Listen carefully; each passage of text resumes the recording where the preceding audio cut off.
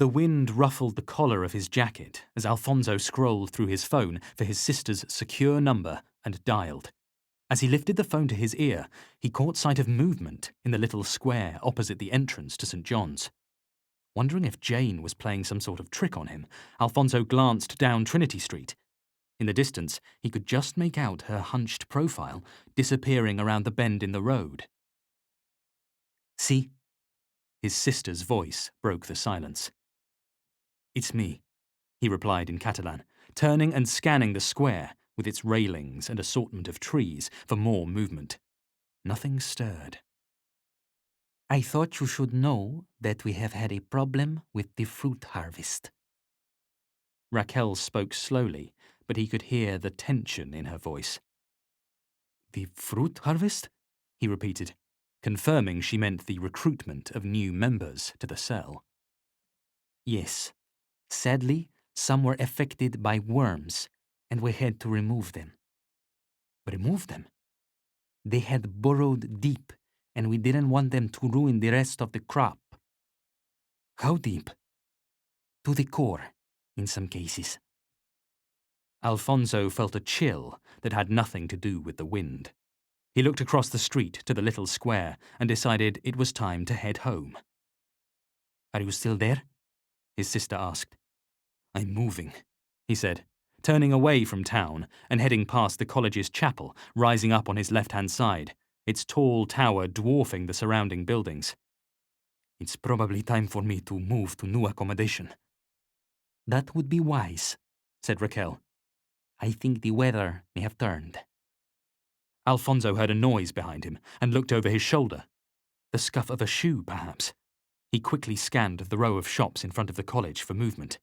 His senses told him that he was being watched, but he could not say from where. "I think you may be right," he said into the phone. "I will have to call you in a few days when I have found somewhere new." "Understood," she said. "Take care, brother." "I will, sister. And gracias." The line went dead. Squaring his shoulders, Alfonso began to walk faster now, turning left into Bridge Street and crossing to the broad pavement on the far side of the road. He hurried past the row of restaurants and pubs, all closed, their tables empty. Up ahead, he could just make out the turning into Portugal Place, the narrow lane that led down to Jesus Green. From there, it was only a short walk to the footbridge that crossed the river and led to his lodgings on Chesterton Road. This was his usual route home, but when Alfonso reached the corner and peered into the alleyway, he hesitated. The lane ran between St. Clement's Church on the left and a row of terraced cottages opposite. The passageway was poorly lit, with an old-fashioned streetlight that cast a dim glow on the meandering gap between the buildings. Alfonso had walked home this way many times, but tonight it looked darker and more forbidding than he remembered. A gust of cold wind settled the matter. His ears were freezing, and the sooner he got back home, the better. Pulling his collar up around his neck, Alfonso headed into Portugal Place. The tightly packed buildings sheltered him from the wind, and he was glad of their protection. "Is nothing to fear," he said. "I'm not so sure about that," said a deep voice behind him.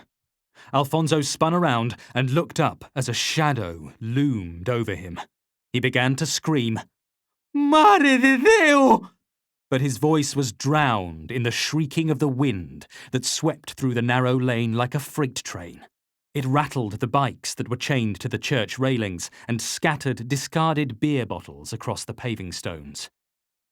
After a few moments, the whistling of the wind subsided, replaced by the forlorn tinkling sound of an overturned bottle that rolled down the lane, bouncing over the cracks in the paving stones before finally coming to rest with a clink in the gutter. Silence descended on Portugal Place, which remained empty and still. Throughout its meandering length, there was no trace of Alfonso Vidal. No indication whatsoever that he had walked that way. None save for an assortment of grapes, which lay crushed and discarded across the flagstones.